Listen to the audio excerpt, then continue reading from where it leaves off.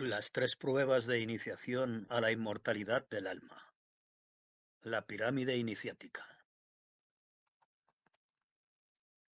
Cuando el maestro acompañó al aprendiz hasta el umbral de Isis para trasponer el límite que le separaba de la iniciación en los misterios menores a los mayores, le mostró la oscura abertura por la que tenía que penetrar él solo y buscar en la oscuridad la luz de la verdad. Y le dijo: Ahora, hijo de la tierra, estás en el umbral del gran misterio. Todavía estás a tiempo de desdecirte de tus propósitos de evolución. Si el miedo domina tu espíritu, a tiempo estás de retractarte. Pero si prefieres seguir adelante, no olvides que ninguno de aquellos que ha penetrado en el corazón de los misterios de la Gran Pirámide ha conseguido echarse atrás. Estás a tiempo de salvarte de todos los horrores que te aguardan antes de que consigas ver el deslumbrante sol de la divinidad. Decide. El aprendiz no vaciló. Estoy decidido, maestro. Indicadme el camino. El maestro todavía le dijo: Ahora ya puedes elegir tu camino para ascender hasta el espíritu puro. Desde ahora perteneces a la estirpe de los resucitados en vida. El aprendiz repuso: ¿Quieres decirme, maestro, que he muerto y he vuelto a resucitar sin que mi cuerpo haya sido sepultado? En efecto, hijo de la tierra, comprenderás que son muchos los que creen estar vivos y en realidad son muertos que andan, hablan, aman y comen. Pero solo son cadáveres, herramientas. Necesitan morir para volver a resucitar, pero tú has resucitado porque la sabiduría y los grados de iniciación te han predispuesto para comprender mucho, de lo tanto que infinidad de seres humanos necesitan reencarnarse, infinidad de veces, sí, para conseguirlo. No olvides las últimas enseñanzas que en tu camino me concierne darte. Así, atiende a mis palabras antes de penetrar por el camino oscuro que te conducirá a la luz. Existen dos divisiones fundamentales en la ciencia. La primera es aquella que enseña que lo externo es como lo interno de las cosas y lo pequeño es como lo grande. Solamente existe una ley, y el que elabora es el uno. Nada hay pequeño ni grande en la economía divina. La segunda clase es la que dice: los hombres son dioses mortales y los dioses son hombres inmortales. Aquel que comprenda tales arcanos, dichoso será porque comprenderá la clave de todas las cosas de la vida. El conocimiento total solo puede ser revelado a nuestros hermanos que han atravesado por las mismas pruebas de iniciación que anteriormente sufrimos nosotros, los maestros, como ahora tú, como iniciado. La verdad merece ser velada porque no está al alcance de todas las inteligencias. Por ello es preciso velarla a los débiles, a los que llevaría la pérdida del juicio, como ocurre con aquellos que, envanecidos de lo que creen saber, solo están iluminados por la luz de los locos, como indica el arcano. Los locos y los perversos solo pueden percibir fragmentos de verdad, y de hacerse con tales conocimientos solo los emplearán como armas de destrucción entre los hombres, y no como instrumentos de entendimiento. Por tanto, en adelante encierra lo más profundo de tu corazón tu sabiduría, y que ella hable por sus obras. No tendrás otra fuerza que tu ciencia, otra espada que tu fe, y la armadura que te cubra será la protección de tu silencio. Al callarse, el hierofante, sus anteriores palabras quedaron grabadas en la mente, y el espíritu del iniciado que aguardó a que le invitase a trasponer la estatua de Isis que encubría la entrada al conducto que llevaba a la base de la gran pirámide. El maestro le despidió. Me despido de ti, hijo de la tierra. Vas a emprender tu camino de perfección. Puedes adentrarte en él. Aquí tienes la puerta del santuario oculto. El aprendiz entonces se inclinó humildemente ante el maestro y se dirigió al agujero que estaba a la misma altura del suelo, pues sus reducidas dimensiones le obligaban a entrar en él a gatas, como significando que el hombre era retrotraído a la animalidad o a la infancia de la vida, y que de nuevo en el largo camino que le aguardaba debía ir prosiguiendo hasta alcanzar la verticalidad, no solo corpórea, sino espiritual, por medio de las diversas pruebas que le aguardaban. ¿Acaso no es simbólicamente la columna vertebral del hombre el cayado, el eje de la tierra, la vertical ascendente por su sentido espiritual, el báculo de Moisés y el signo del conductor del redil humano que desconoce su verdadero camino? Pues lo mismo el iniciado debía adquirir la verticalidad del plano espiritual, el plano intelectual y el plano físico. El iniciado penetró en el interior del conducto penosamente. Además de la angostura a que su cuerpo hallábase sometido con las incomodidades del corredor, le rodeaba la más profunda tiniebla y el silencio más impresionante. Y, sin embargo, debía andar adelante sin remedio, pues no le era posible emprender ningún retroceso en el camino emprendido. Ni siquiera podía advertir el menor punto de luz. Todo era profunda oscuridad. Siguió reptando penosamente.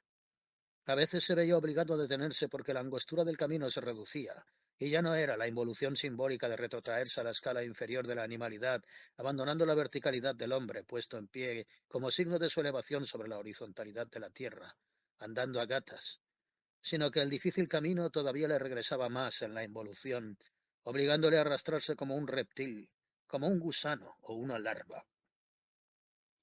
Era como volver a lo oceánico, al agua, al líquido amniótico, al que, como en el huevo fecundador y filosófico, todo ser permanece ingrávidamente en la matriz, que en la gestación le dará la vida después de flotar en el líquido materno, como en el océano del espacio, como un pequeño astro en el microcosmos humano.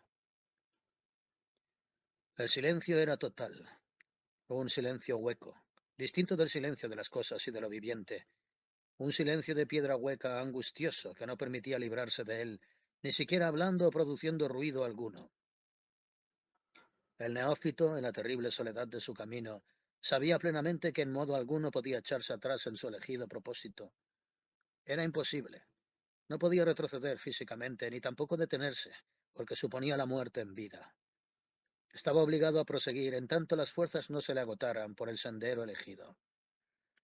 Aquella nueva prueba suponía la admisión voluntaria y consciente de haber elegido el 17º de los peldaños, aquel que en el libro de Thoth corresponde al mismo número de dicho arcano, la estrella resplandeciente, la del acceso a la transformación por la significación de la estrella y de la inmortalidad. No podía hacer otra cosa que seguir avanzando cada vez más dificultosamente. Entonces de pronto se detuvo sobrecogido porque su esfuerzo fatigaba hasta tal punto su cuerpo que los ahogos expiraban suspiros que corrían por el angosto tubo como si éste, de pronto, se hubiese transformado en una trompeta o un caño de piedra en la que cada uno de sus alientos se transformara en un sonido prolongado, rítmico y agrandado, en el interior de la larga tubería de piedra abierta en la colosal masa pétrea. El mismo sonido de su aliento le inmovilizó, aterrorizado de oír, agrandando el rítmico bombear de sus pulmones. Aquí la fisiología, el aparato del cuerpo, se vertía al exterior y se oía a sí mismo, como jamás anteriormente, pues el mecanismo del cuerpo y toda su oculta sonoridad mecánica y orgánica le había sido desconocida, porque el hombre es sordo a todo lo interior y sólo oye el mundo externo. Pero en aquella ocasión, en la terrible y abandonada soledad en la que el aprendiz se encontraba inmerso, el terror de su misma respiración le detenía estremecido. La oquedad del canalón por el que reptaba reproducía, aumentado como un grandioso megáfono, el tic-tac de su corazón, el jadeo de su respiración, el aire que expelía por su boca. Todos los sonidos multiplicados y repetidos como en un eco interminable. El aprendiz se sintió morir de terror. En la oscuridad, su cuerpo flaco, tendido sobre el camino de piedra, emitía de vez en cuando calambres nerviosos. Los ojos, debido a la oscuridad y el miedo, se le habían agrandado en las órbitas, y su rostro estaba desencajado, como si la piel se le hubiese pegado, como pergamino, a los huesos del rostro. El aprendiz se sintió morir. Aquella prueba era superior a sus fuerzas psíquicas. Se le había advertido de la dureza de las pruebas a que debía someterse, mas ello, en teoría, nada era comparable a la realidad y a la propia vivencia. El aprendiz notó que la mente se le escapaba, que era víctima del vértigo, que todo se disolvía en su cerebro. Era como el principio del fin, porque sabía que un hombre puede morir de miedo. Cerró los ojos y procuró detener la marcha de su cuerpo. Intentó recuperarse, serenándose. El tiempo era relativo como medida, pues en la intensidad podía lo mismo transcurrir un milenio como 1000 años transcurrir al paso de un segundo. Los sonidos de su organismo fueron disminuyendo en vigor y velocidad.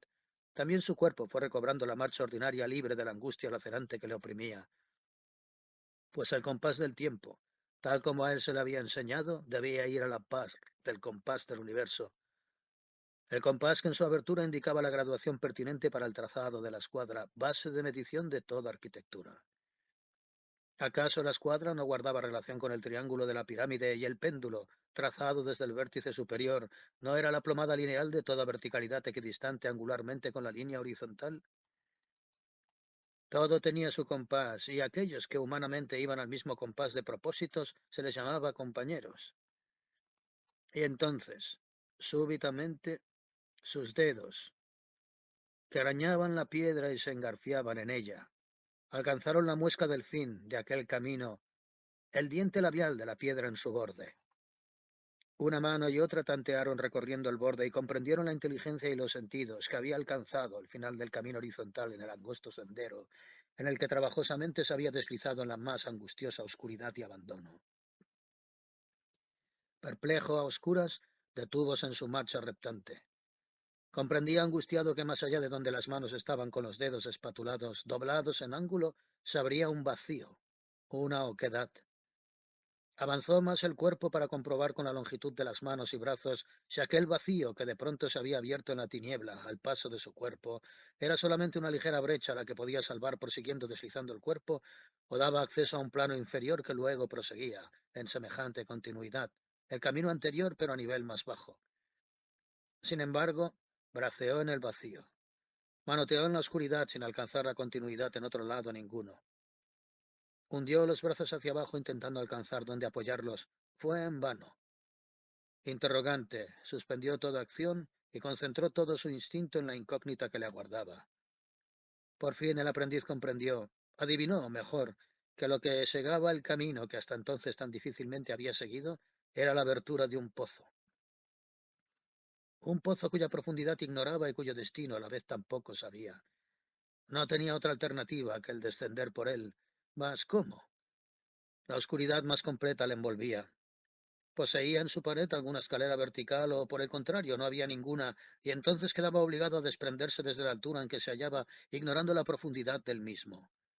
¿Hasta dónde alcanzaba? ¿Resistiría su cuerpo el golpe? ¿Se quebrarían sus piernas en el agua donde al sumergirse le sería posible emerger de nuevo?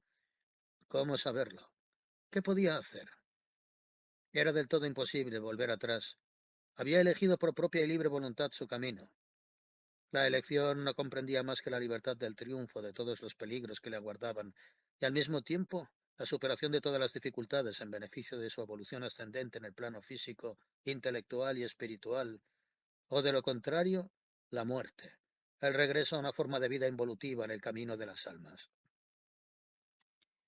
De pronto eligió por sí mismo la suerte que le esperaba. Adelantó cuanto pudo, de manera que le fuese posible suspender las piernas por el invisible brocal de aquel pozo que le había surgido en el camino. Fue basculando el peso de su cuerpo en la más total oscuridad, de manera que primero, apoyado en los antebrazos, advirtió que sus pies no alcanzaban todavía punto de apoyo alguno. Luego, con un total dominio de su cuerpo, se fue deslizando hasta quedar solamente suspendido en el borde con las dos manos. Los dedos se clavaban en el borde de la piedra con un tesón que en modo alguno podía prolongarse, pues el peso y la resistencia de los mismos tenían un límite reducido. Pero en aquel instante, cuando ya pensaba que su destino se había cumplido, cediendo a la flojedad del cuerpo, de súbito notó que las puntas de los dedos de sus pies tanteaban una especie de repisa, un punto donde apoyarse. Los dedos de los pies en aquel momento cobraron una sensibilidad asombrosa. Pareció que aquella piel endurecida por habitualmente andar descalzo se hubiese transformado en la delicada piel de una cebolla tierna. ¿Acaso no era la cebolla espejo del huevo filosofal, parecido a los 7 cielos y 7 esferas, de manera que a cada nueva piel que se quitaba de la cebolla aparecía otra capa delicada como la seda, y que representaba asimismo otra esfera interior, que a su vez encubría otra y otra? Los dedos se apoyaron seguros en el piso, que les servía de apoyo, pero comprobaron en la brevedad del apoyo y la dureza del mismo que se trataba de un apoyo metálico.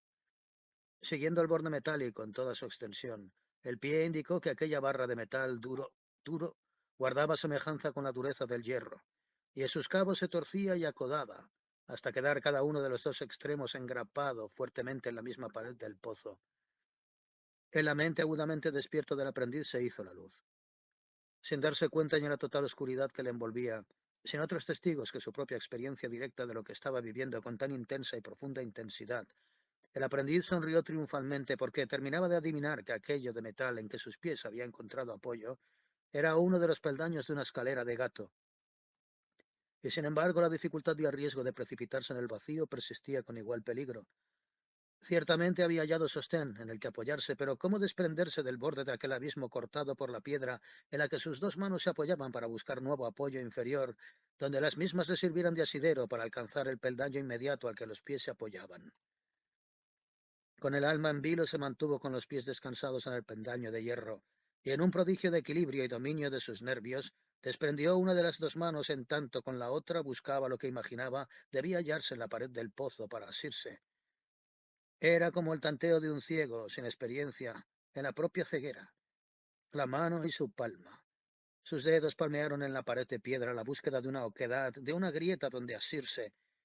Cómo se movían los 5 dedos, cómo la palma de la mano abierta se adhería en su ansiosa búsqueda de algo donde toda ella, palma y dedos y puñada, pudieran engarfiarse con objeto de salvarse el hombre. ¿Acaso donde no alcanzó la mano la inteligencia no imaginó la prolongación de la misma, inventando la herramienta? Lo mismo en aquel instante, el aprendiz quiso que su mano fuese una poderosa ventosa, como asimismo, la ventosa, al paso de los pileños, aspiró con toda la fuerza del instinto y de la energía, la necesidad de adquirir algo más ágil que la permanencia adherente de su fuerza. De súbito la mano encontró aquello que estaba dispuesto para ella. Un garfio de hierro en la pared de piedra de exprofeso situado para que, apoderándose de él, la desesperación humana se salvara del peligro de la caída en el abismo del invisible fondo, y era como una alusión al arcano de la torre derribada por el rayo. Se apoderó del sostén y advirtió que, por encontrarse a menos altura que el borde del abismo, le permitía alcanzar con uno de los pies el peldaño inferior al primero. Entonces se sintió a salvo y con la dificultad vencida. Una vez con el pie libre y apoyado en el peldaño subsiguiente, desprendió la mano del borde de la piedra y alcanzó el garfio con ella al mismo tiempo que con la otra se prendía del peldaño superior. Ya había entrado en la malla eslabonada de la escalera descendiente. Solo debía mantener la energía regulada en la bajada. La resistencia del cuerpo tenía sus límites y la de los nervios su coeficiente de resistencia a la tensión. Durante unos segundos permaneció atenazado entre un peldaño y otro, lo mismo que un arácnido humano, una araña negra en la tela de hierro que verticalmente formaban los peldaños en una pared vertical de un pozo que lo era por sensación de vacío, pero no de sentido visual. Lo mismo podía tratarse para él de un pozo de diámetro gigantesco que de una estrechez insospechada. Pero era lo mismo, ya que a fin de cuentas no le era permitido verlo. Estaba a oscuras, totalmente. Pero ¿por qué cuando los ojos están acostumbrados de tiempo a la oscuridad hasta las tinieblas parecen más densas y menos oscura la oquedad de piedra? La sonoridad fue esparciéndose hasta recobrar el silencio total. El angosto corredor era como el alma de una flauta de piedra por cuyo sonido se medían los estados de ánimo del neófito. Poco a poco, palmo a palmo, fue avanzando de nuevo. La columna vertebral le dolía como si fuera a quebrarse en las vértebras dorsales. ¿No era acaso la columna vertebral significación del cayado del cetro, del eje terráqueo y a la vez de la verticalidad del ser humano, evolucionando al alcanzar el quinario, con los brazos abiertos, lo mismo que las extremidades inferiores, y coronado el conjunto por la parte superior de la cabeza como remate de los 5 sentidos? ¿No era acaso la cabeza como el puchero olla, la parte inferior y tapadera la caja de carañal superior? Todo tenía su clave y explicación inicial desde el comienzo, desde el inicio de la unidad, el uno, comienzo de toda la numerología. Uno como creador de la dualidad y del ternario, y en la suma de este con el cuaternario, dando el número de oro, el septenario, suma de lo material y terrestre con la tríada o trinidad espiritual. No era el aprendiz en aquel momento, reptando por la horizontalidad de la piedra del áspero y difícil camino de la iniciación, como la serpiente al trabajar sus vértebras, y visto de perfil en su espina dorsal, esta manera de Ofidio, arrastrarse con el movimiento sinuoso del reptil edénico, que al mismo tiempo silba "sis, sis", sonido equivalente significativamente al del nombre de la diosa velada de todos los grandes misterios, Isis. El aprendiz en su soledad y profunda tiniebla veía de pronto intelectualmente significaciones decisivas en su formación iniciática. Advertía que inclusive en su cuerpo físico, en su plano terrestre, existían las claves que interpretadas le revelaban su relación física con el plano intelectual y espiritual. Pasaron unos segundos que para el aprendiz carecían de medida de tiempo, pero su espíritu se tranquilizó y a la vez se crecían los obstáculos que iba dejando atrás. A su vez crecía su fortaleza y seguridad en vencerlos. La cobardía aumenta el miedo que se crece y agiganta, y el valor multiplica la seguridad en el que lo ejercita con prudencia porque le libra de la temeridad que es el estallido del valor en catástrofe, así como el miedo estalla en el terror y en la locura. Decidió seguir descendiendo. Lo hizo tras un peldaño y otro. Así fue encontrando el siguiente. Los peldaños eran su único asidero al mundo corpóreo y concreto, tangible. Eran su único asidero al mundo corpóreo. Lo demás era espacio indefinible, solo tinieblas. Por fin alcanzó el último escalón y encontró bajo sus pies como una parrilla de hierro, debajo de la cual el pozo proseguía. La malla de la parrilla era estrecha, un tanto tupida, lo bastante como para poder mantenerse en pie entre el rejado. Y entonces se dejó caer sobre ella, distendiendo todos sus músculos. Quedó arrojado sobre la parrilla, con el cuerpo todo abandonado, y cerró los ojos huyendo del menor esfuerzo para seguir pensando. Solo aspiraba a dormir y cerró los ojos, pues hasta en la oscuridad más densa los ojos, para dormir, necesitan estar con los párpados cerrados. Solo los muertos pueden permanecer indefinidamente con los ojos abiertos, pues ningún terror ni asombro puede conmoverles. Y entonces se quedó dormido de agotamiento. Ni siquiera en su relajamiento pudo oír el fuelle de su cuerpo expirando y aspirando, ni el motor de su carne siguiendo en sus manifestaciones, ni el bombeo incansable de su corazón tan puesto a prueba.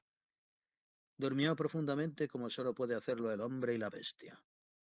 El tiempo, durante aquel período de su vida inconsciente, era como una esfera negra, la negrura de un espacio de tinieblas, como en un sistema solar sin soles, un espacio sideral sin estrellas, toda masa ingrávida formada de negrura, como debió ser el todo antes que le alumbrara creación alguna.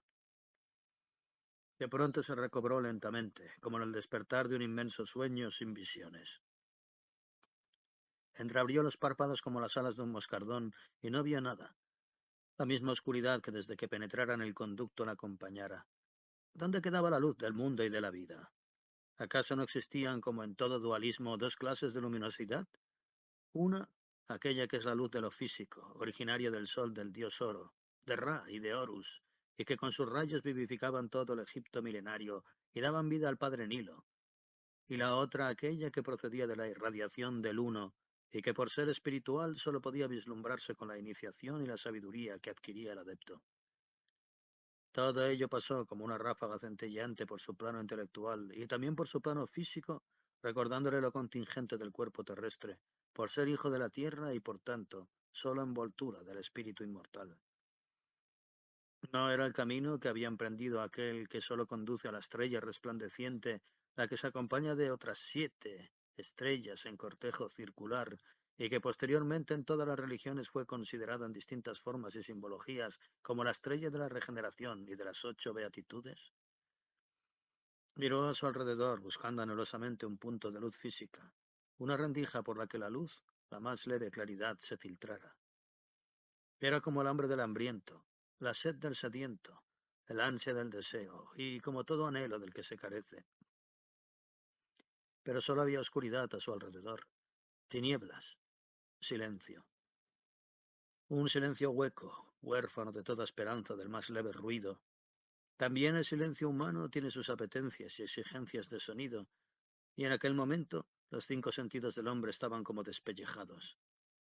¿Dónde estaba aquel llamado sexto sentido, superior a los otros 5 anteriores, porque el sexto es aquel que está más evolucionado que los otros anteriores, que son solamente sensitivos, y el quinto racional, siendo en cambio el sexto, aquel sentido que alcanza a comprender por intuición? Es decir, que posee la facultad de ver sin razonar a priori, sino a posteriori, lo visto. Todo partía del círculo como significación de la eternidad, y su punto central era manifestación del uno. Pero en este círculo ideal, partido verticalmente en 2 semiciclos por una vertical, que es a la vez símbolo de la columna vertebral del hombre, báculo de conductor, cayado de Moisés y eje del globo terráqueo, antes de su inclinación postdiluviana, iníciase con el uno y sigue con lo dual, lo ternario, lo cuaternario, y alcanzando la razón, el hombre, en el quinario. Seguidamente se inicia la evolución ascendente con el 6, que es la facultad superior a la razón, y el septenario indicación ascendente del genio o la visión. El 8 equivalente a la estrella resplandeciente, para pasar al 9, que es la repetición 3 veces del ternario, y finalizar con el 0, que es el mismo círculo descrito y que significa que la divinidad tiene al unigénito o uno sentado a la derecha, como se indicaría posteriormente en las Sagradas Escrituras, con la frase de aquel que está sentado a la derecha del Padre, formando con su complemento el número 10 o década, como igualmente son 10 los dedos de las manos y los mandamientos del Decálogo. Sobre el sentido externo de la década existía una versión de sentido de la conducta moral cotidiana para uso del pueblo, mas la misma velaba otro sentido esotérico, más rico en profundidades trascendentes, sólo conocida por los adeptos e iniciados en el hermetismo.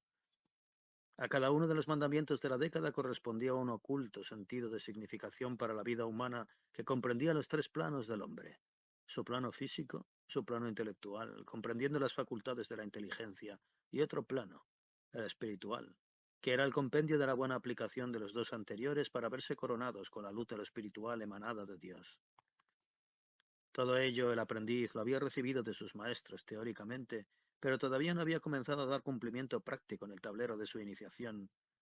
No lo conseguiría hasta haber pasado por todas las pruebas a que debía someterse y que le esperaban a lo largo del ciclo iniciático a que se había comprometido. Cerró los ojos resignadamente, pero dispuesta a proseguir por el difícil sendero que estaba recorriendo. Ahora comprendía que había alcanzado la prueba del pozo.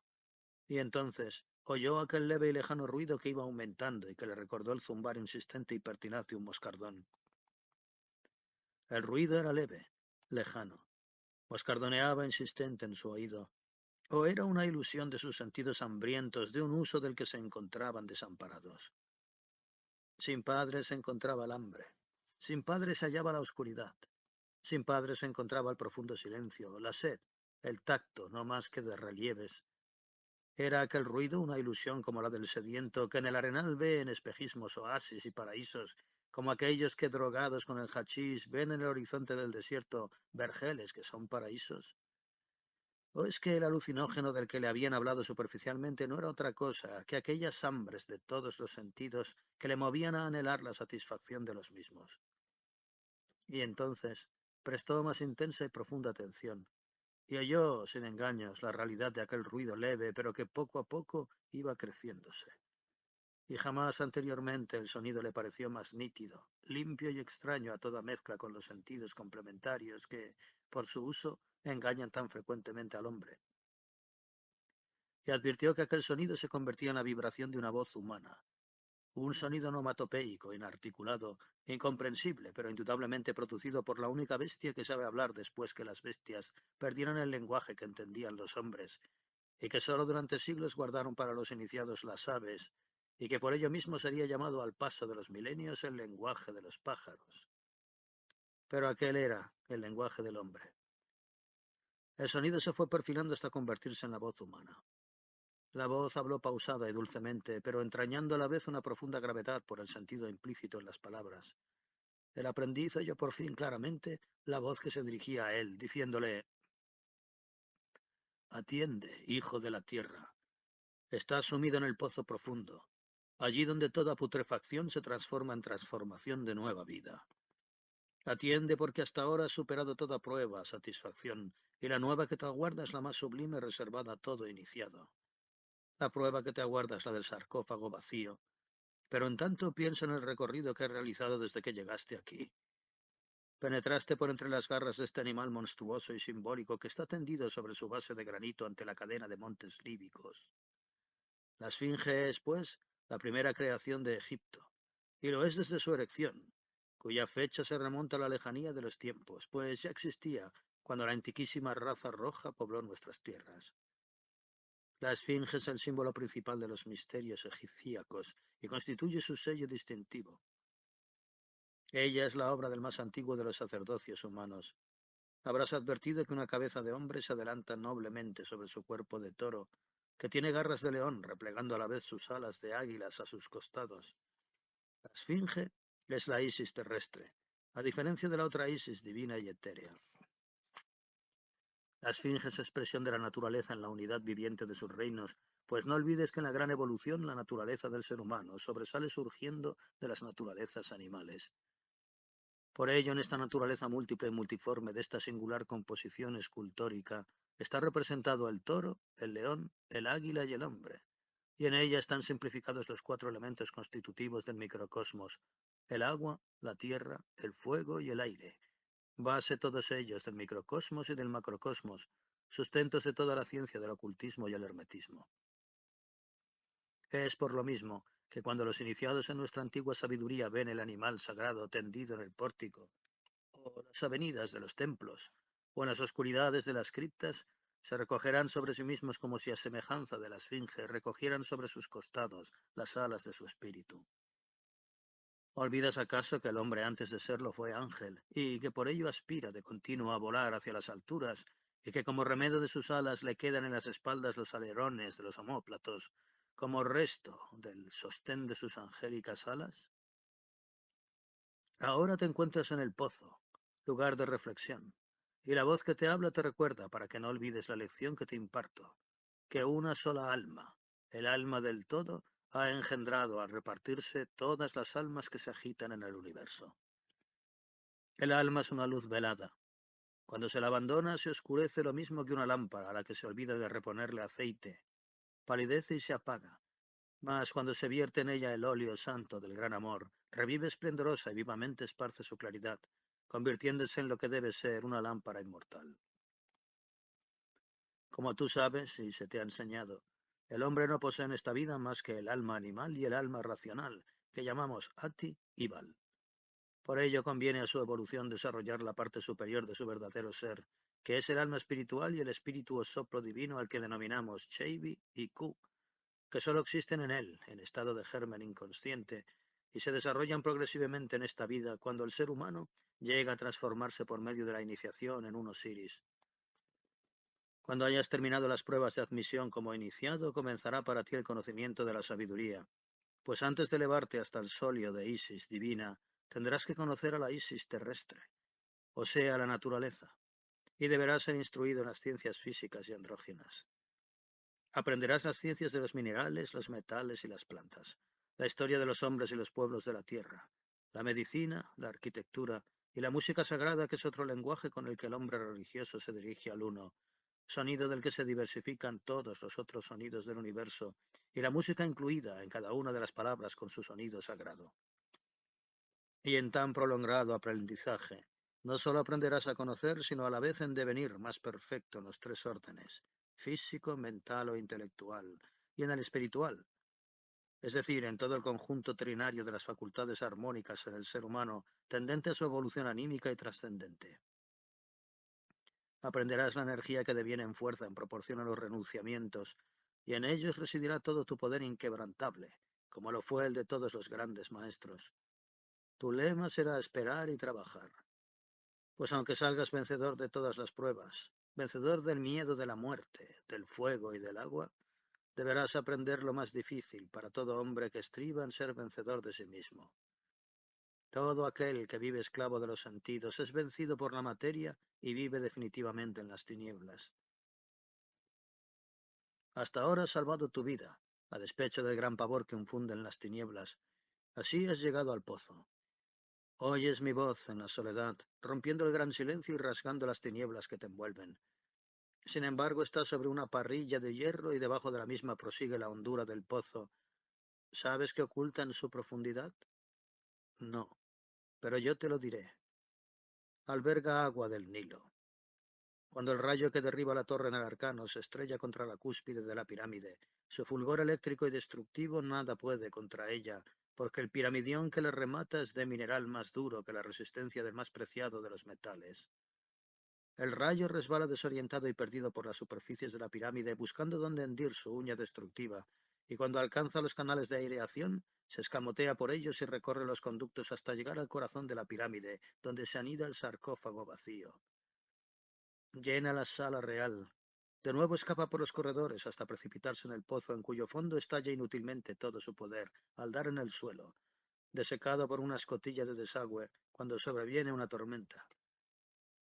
Ahora, tantea a tu alrededor de la pared del pozo en que te encuentras.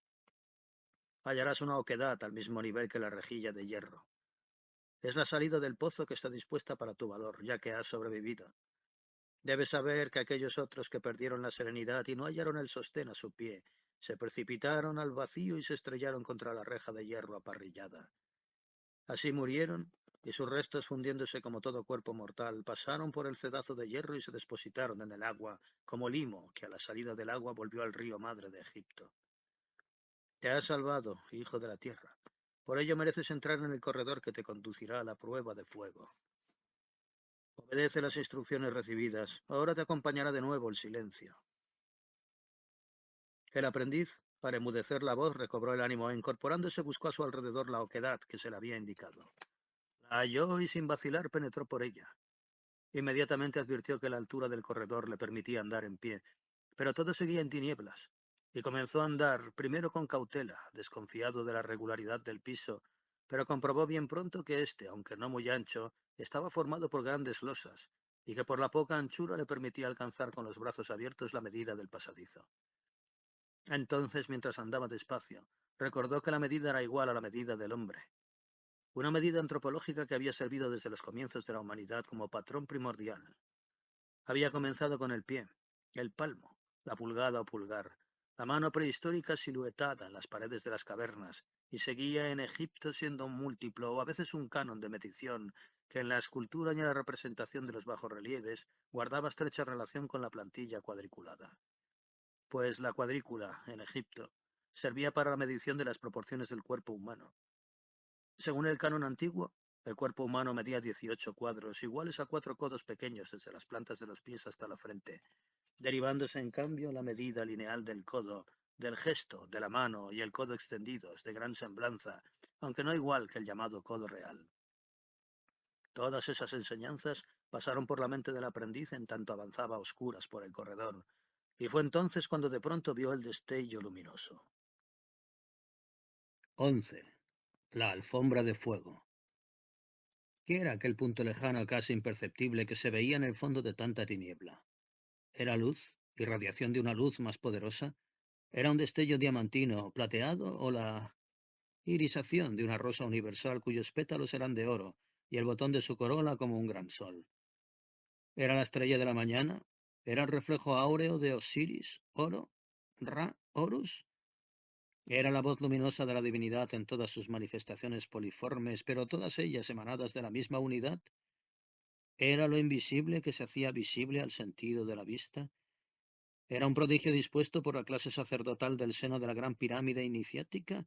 ¿O era el anuncio de la verdad celeste? ¿Un alma en forma de flor lumínica? ¿Era la rosa mística? ¿La flor de Isis? No. El aprendiz comprendió al punto desde su oscuridad envolvente que lo que estaba viendo fulgurante era el grito de la verdadera luz. Entonces, sin poder evitarlo, se le doblaron las rodillas y se halló postrado ante tanto fulgor. Cruzó los brazos sobre el pecho e inclinó humildemente la cabeza cerrando los ojos. Cuando volvió a levantar los párpados, la luz diamantina había desaparecido y de nuevo volvían a reinar las tinieblas. Se puso en pie y abrió totalmente los dos brazos. Asimismo hizo con las extremidades inferiores y supo que su posición física era un signo, pues representaba la estrella y el quinario. Seguidamente levantó los brazos abiertos y comprobó que también alcanzaban el techo del corredor, por lo que las medidas del mismo eran las que correspondían proporcionalmente a la medida del hombre, como iba a decir muchos siglos más tarde San Juan, el del verde manto de los iniciados, en su obra Apocalipsis. Medida de hombre. Pero, ¿acaso el hombre con las dos extremidades inferiores abiertas en el mismo compás que los brazos, igualmente la misma angulación, no dibuja forma de una X? ¿No es la X un signo rúnico que representa grabado en las rocas la figura del hombre? ¿No es también la X la oposición por sus dos vértices de dos tríadas y la contraposición del agua en el triángulo superior opuesto al fuego interior? Y cuando los dos triángulos se yuxtaponen, dando lugar en su cruzamiento a 6 puntas, ¿no representa a sí mismo a los elementos de la naturaleza y al sello de Salomón, indicando que lo que está arriba también está abajo? Esta misma X será Crismón, en el advenimiento del cristianismo posteriormente, y será asimismo representación del hombre y de lo que en su simbología posee de árbol, pues las extremidades inferiores representan las raíces hendidas profundamente en la materia terrestre donde se alimenta su naturaleza física, y los brazos levantados y abiertos, las ramas del árbol, que se nutre de las energías espirituales de las altas esferas, de donde procede toda energía espiritual. En la introversión de su soledad total y en las tinieblas de la prueba, el aprendiz alcanzó la profundidad de las enseñanzas recibidas. Bajó los brazos y juntó las piernas, y se dispuso a avanzar por el sendero oscuro que no sabía a qué lugar le conducía. Todo era tiniebla para él, tiniebla física y en su mundo interior luz más elaborada. Ya había comprendido todo el alcance y significación de la ley ternaria que tiene sus manifestaciones en el mundo divino, en el mundo intelectual y en el mundo físico. Todo estaba interrelacionado de tal manera que, a semejanza de una lira al rozar la yema de un dedo, una de sus cuerdas, hacía sonar una de las notas que era a la vez un número y una letra, de donde sonido, letra y número estaban relacionados como el mundo divino, el intelectual y el físico. De donde el sonido contenía el alma secreta de la palabra, su doble sentido, el profano y el secreto hierático, sólo conocido por el iniciado y el sacerdocio, y el número cuya significación secreta daba valoración adecuada a cada letra. Si a su alrededor flotaba la densidad de las tinieblas, en su interior la luz espiritual le alumbraba. Siguió avanzando, y de pronto halló que su pie notaba interrumpido su paso por un nuevo obstáculo. Era un escalón. Tanteó la pared y comprobó que se trataba de una escalera de caracol estrecha pero suficiente para ser ascendida. Comenzó a subir por ella, girando, según la espiral de los escalones en la misma. La escalera con su trazado hablaba a su mente, recordándole significaciones iniciáticas, porque ¿acaso no era la caracola y la espiral símbolos de la introspección del ser humano y a la vez paradójicamente significación de la amplitud de la mente que se abre en abanicadas formas cuanto más comprende? No era la caracola, como se representaba en la India, la oreja del andrógino, porque ciertamente toda oreja humana es una reproducción de la caracola marina, receptáculo este de contenido abisal que recoge y repite los ecos lejanos de la voz de las profundidades marinas, y la oreja humana, concha donde los sonidos de la naturaleza reciben hospitalidad, y en la mente son cribados según sus notas y significaciones inteligentes. La misma aquella escalera por la que ascendía el aprendiz, y que lo mismo por el dualismo y la ley de los opuestos podía, alternativamente, conducir a la eternidad en su sentido evolutivo ascendente, que al averno de la oscuridad del alma en sentido descendente e involutivo. Era, a semejanza, la escalera por la que ascienden hacia su perfección las almas. Fue subiendo por ella, y contó 153 escalones, tantos como otro maestro, al llegar su tiempo, haría que sus seguidores recogieran en peces en las redes. Y una vez más, estos 153 peldaños simbólicos y crípticos eran para el iniciado la representación del arcano 17, o sea, la estrella resplandeciente, indicadora de la inmortalidad del alma que no se deja morir y que es en sus transformaciones asciende hasta su total realización.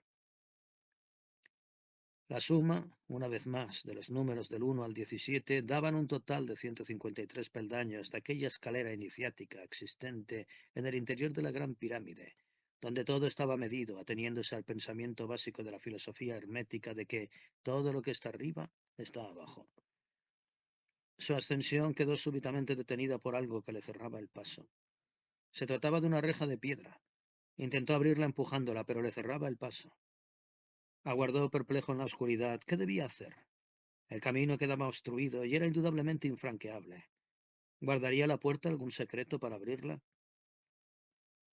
Comenzó a tientas a seguir toda su forma. Largos barrotes verticales se cruzaban con otros horizontales. Adivinaba al tacto los relieves en ellos esculpidos.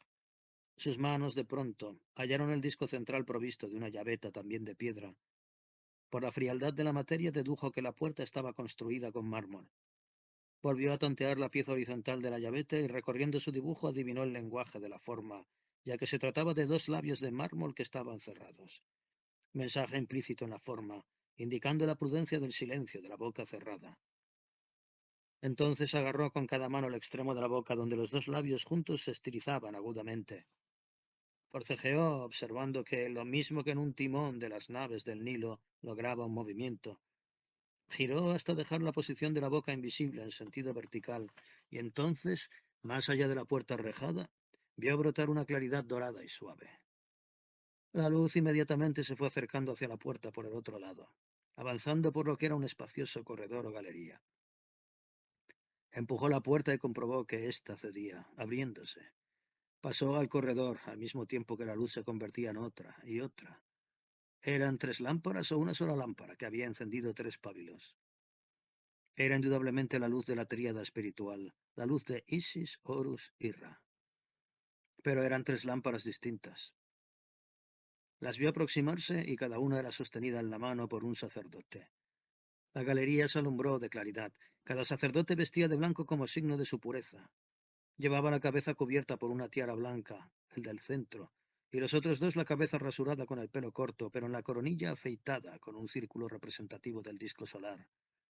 Asimismo, al paso de los siglos, el cristianismo adoptaría la coronilla afeitada en su sacerdocio y en sus obispos, la mitra como simbolismo evolucionado de la tiara de los reyes del antiguo Egipto. Los tres iban vestidos de lino blanco y con la cintura ceñida por un cíngulo. El cíngulo, equivalente al círculo que separa el área del mundo exterior del mundo interior de cada hombre. La galería era espaciosa y profunda. Los altos muros de colosales bloques aparecían bañados por una pátina dorada que se escapaba de las lámparas encendidas. Los tres hierofantes se aproximaron a él. El aprendiz juntó las piernas, cruzó humildemente los brazos sobre el pecho y agachó la cabeza afeitada, dispuesto a ser recibido por los que iban a su encuentro. Los tres se detuvieron ante el aprendiz. Los dos que estaban a los lados guardaron silencio. Habló el pastoforo diciendo: Has salido airoso de todas las pruebas a las que hasta ahora te hemos sometido. Ahora te falta todavía la prueba del fuego y la del sarcófago vacío, hijo de la tierra. Vas a seguirnos. El aprendiz asintió con un gesto de cabeza.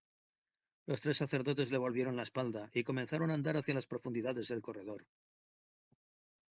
A ambos lados, en los enormes bloques que formaban toda la masa pétrea del interior del cuerpo de la gran pirámide del Gizeh, las claridades de las lámparas que cada uno de los sacerdotes sostenía en sus manos alumbraban figuras alegóricas del colosal panteón de los dioses del inmortal Egipto.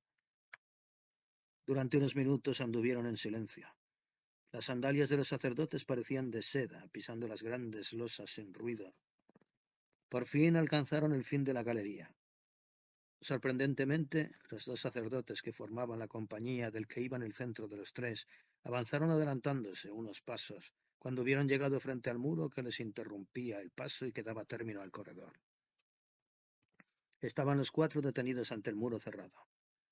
Los dos se acercaron uno por cada lado a uno de los grandes bloques, y sorprendentemente bastó que presionaran en él para que éste basculara sobre sí mismo, girando, con el movimiento de una campana sobre el eje horizontal, y echándose hacia atrás, dejó un paso abierto de las mismas dimensiones que el gigantesco bloque.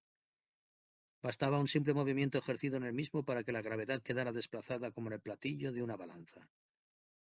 ¿No era acaso el cuerpo del hombre como una balanza, cuyo eje vertical servía a la horizontalidad de los hombros, y estos a la suspensión de los brazos, como si en el extremo de cada uno de ambos la mano fuese el platillo de una balanza? ¿No debía ser la serenidad y el equilibrio físico, mental y espiritual del ser humano a semejanza de una balanza en la que la cabeza fuese el fiel de todo equilibrio y armonía? Pues el paso de las nuevas pruebas a que el aprendiz quedaba sujeto era la transposición a otro platillo de una balanza donde todo quedaba pesado y medido según la triada. Traspuesto el paso, el bloque recuperó su posición anterior, cerrando por sí mismo con el obstáculo del enorme bloque de piedra la puerta de la nueva estancia. Una estancia monumental, grandiosa, donde flotaban en el aire gran número de lámparas aparentemente sin sostén alguno. Se diría que las grandiosas lámparas circulares en forma de corona zodiacal que pendían en el espacio que alumbraban eran de hierro, y de cada uno de los 12 candiles, equivalentes a las casas zodiacales con el pabilo encendido, símbolo de las lámparas que alumbraban el firmamento. De ser las lámparas aquellas de hierro, ¿quién o qué fuerza las sostenía, a no ser como en el altar de Arsinoe, del que habló Herodoto, la bóveda de piedra imán? Pues, sin duda alguna, una energía magnética era la que fluía dentro de todos los corredores de la gran pirámide, como si toda ella fuese, a manera de una batería, donde energías cósmicas, terráqueas y telúricas concurrían. El aprendiz era todo ojos, porque jamás anteriormente había visto sus ojos maravillas semejantes ubicadas en dimensiones de tales proporciones. ¿Quién había colocado tan simétricamente ajustados aquellos colosales bloques de piedra que pesaban toneladas? ¿Qué técnicas se habían utilizado para su traslado y ordenada arquitectura? Lo averiguaría algún día, cuando alcanzados más altos saberes, el alto sacerdocio le revelara los grandes misterios que concurrían en la gran pirámide iniciática. Le explicarían a él por qué se había elegido la piedra como monumento perdurable por ser la materia de la que está compuesta la carne de la tierra, y que por lo mismo, desapareciendo todo lo que sobre ella se construye y eleva, todo se derrumba y desaparece sin dejar vestigio, quedando siempre lo que es indestructible, como es el mineral que constituye la llamada cultura de la piedra, llevando implícita en ella todos los conocimientos adquiridos por el hombre desde los tiempos prehistóricos hasta más avanzadas edades. Pero no le quedaba tiempo para reflexiones, sino para captar con los ojos, ahora ya alumbrados por la luz física, cuanto se le ofrecía la contemplación de los mismos. Como el hambriento que ansía la comida y de pronto se le brinda un festín con los más exquisitos manjares, ahora, el poco antes ciego a toda luz exterior, al aprendiz se le mostraba un festín para sus ojos. La belleza de la grandiosa estancia, poblados sus muros de ricos relieves conteniendo la más suprema enseñanza de la filosofía hermética y que a su momento le sería revelada. En el fondo, formando triple hilera, 78 sacerdotes permanecían con sus indumentarias blancas y con los cíngulos de hilo de oro sujetando sus cinturas, las cabezas tocadas con tiaras azules, unas blancas, las otras, y rojas en número de 22, aguardaban en silencio, calzando los de las tiaras azules sandalias del mismo color, los de las tiaras blancas sandalias de impoluta blancura y los de las tiaras rojas sandalias de ligero tejido encarnado. Todos los altos sacerdotes egipcios estaban reunidos para recibir al aprendiz. Formaban los tres grupos en tres hileras, divididos según su significación, las 78 láminas simbólicas del libro de Tot, o Hermes. 22 de ellos representaban con su blancura los 22 arcanos mayores. La otra hilera de 16 sacerdotes con tiaras rojas eran los otros tantos arcanos de la corte, y los 40 restantes tocados con tiaras azules, los 40 arcanos menores. Los tres sacerdotes que le precedían le acompañaron hasta unos 20 pasos de las altas jerarquías sacerdotales que en Egipto conservaban la sabiduría heredada de Hermes Trismegisto, autor del libro de los muertos y de las grandes obras de los misterios revelados. Entonces los tres giraron sobre sí mismos y quedaron frente al aprendiz que se había detenido y guardaba humilde silencio, y todo su ser en total percepción. Y el guardián de los símbolos sagrados, el mismo que le había acompañado custodiado derecha y a izquierda por los otros dos, habló de la siguiente manera. Estás en presencia, oh hijo de la tierra, de todo el libro de Tot, de cuyas láminas de oro cada uno de nosotros representamos humanamente uno de sus arcanos. Pocos son entre los aspirantes los escogidos que alcanzan a ver a todo el sínodo reunido como tú. Sin embargo, no te envanezcas, porque contradecirías las enseñanzas que hasta ahora se te han dispensado. No te enorgullezcas, porque todavía no te ha sido concedido magisterio alguno, pues te falta la prueba del fuego y la del deseo, y hasta que no hayas sobrevivido a ambas no serás reconocido como merecedor de más altas enseñanzas. Y después de la prueba del fuego te aguardará la prueba del agua. Ahora vas a ver el fuego que tanto asusta a la criatura humana. Entonces, a sus últimas palabras, otro sacerdote que se encontraba en el centro de la tercera de las hileras y que estaba su cabeza tocada con la tiara, pero que en el centro de la misma, en la parte frontal, lucía un disco de oro llameante, golpeó en la losa del suelo con un báculo de metal. E inmediatamente los dos sacerdotes que acompañaban al que había hablado fueron hasta el muro de la derecha y presionaron en uno de los enormes bloques. Este, basculándose, se levantó, dejando la apertura suficiente por la que se podía ver algo espantoso por insospechado. Seguía un largo corredor donde en el suelo chisporroteaban millares de brasas de carbones encendidos. Parecía todo el suelo una alfombra incandescente, pero sorprendentemente su calor se elevaba desapareciendo por alguna estría previamente abierta en la bóveda de aquella ígnea galería. El sacerdote reveló al aterrorizado aprendiz lo que éste por sí mismo adivinaba. Esta, hijo de la tierra, Es la prueba del fuego que se te reserva. Debes entrar en la galería y andar sobre las brasas hasta el final del corredor, y luego regresar a tu punto de partida. Pero antes de alcanzar el punto final encontrarás una pequeña piscina de agua negra, de suciedad, que tienes que cruzar 2 veces, una de ida y la otra de regreso. Pisar de nuevo sobre las brasas y reunirte incólume con nosotros. El aprendiz, aterrorizado por lo que se esperaba que llevara a cabo, a la vista del fuego, no pudo por menos que expresar sinceramente su pesar. Imposible para mí, maestro. Imposible lo que me pedís. Es lo mismo que pedirme algo tan horrible e inalcanzable como es ser más fuerte que la muerte. ¿Cómo podré ser más fuerte que el fuego destructor? Nada hay en la naturaleza que queme más rápidamente que la carne. Moriré sin haber alcanzado la enseñanza suprema. De nada habrán servido las pruebas anteriores superadas porque esta, a la que me entregáis, maestro, es invencible a todo ser humano. Se hizo a su quejosa y justa protesta un profundo silencio conmiserativo de cuantos escuchaban. De nuevo habló el pastoforo con suavidad acariciante. Puedes hacerlo, hijo de la tierra. De ser imposible no se te propondría. Todos cuantos estamos aquí presentes sobrevivimos a tan dura prueba. ¿Sabes por qué? Pues porque supimos superar todo miedo humano a la muerte. Existen poderes de la mente que no usamos, y ellos, por proceder de la naturaleza divina, otorgan a quien los conoce y ejercita desinteresadamente el desarrollo de facultades que están sembradas en el corazón y en la mente de todo ser humano, pero que él mismo ignora. Esa manera de aquel labrador que trabaja la tierra con el noble propósito de enriquecerse con su trabajo, y sin embargo ignoraba que un gran tesoro estaba oculto en la misma tierra que labraba. Así tú ignoras tus poderes o los olvidas después de cuanto te hemos revelado como posible. Tienes miedo a la muerte porque has echado en olvido lo que te hemos enseñado. Y como las teorías y las enseñanzas que no son prácticas solo poseen valor subjetivo, es necesario que por ti mismo compruebes que las fuerzas del hombre son ilimitadas. Y en muchos aspectos, porque su origen es divino. La muerte solo espanta a las almas que han perdido la memoria de su anterior origen evolutivo y de sus anteriores existencias. ¿Lo entiendes? Sí, maestro. Lo comprendo perfectamente, pero mi instinto de supervivencia me priva de valor tan desmedido y me acobarda. El maestro preguntó con voz grave. Siendo así, por el miedo a morir te desdices de todo el valor que anteriormente has demostrado superando todas las pruebas a que te hemos sometido. No, maestro, jamás. Entonces, ¿qué decides? El aprendiz guardó tenso silencio. Su alma luchaba con el instinto de conservación innato en la misma vida. El maestro le escrutaba profundamente.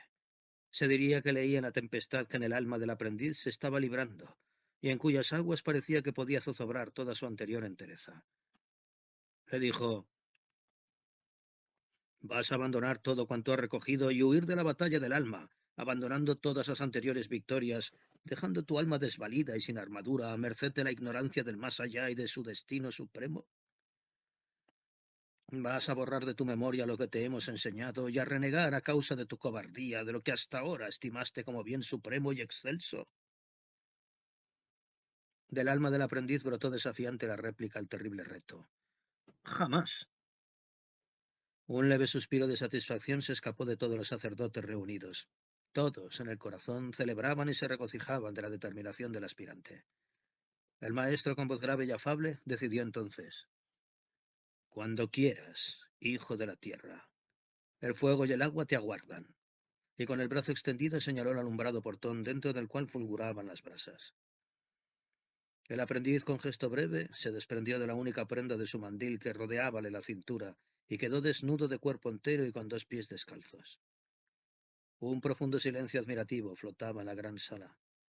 Se inclinó levemente ante todos los presentes y sin vacilar avanzó, seguro y mentalmente concentrado, entrando por el portón que parecía ser la entrada del fuego de las almas que se mueren.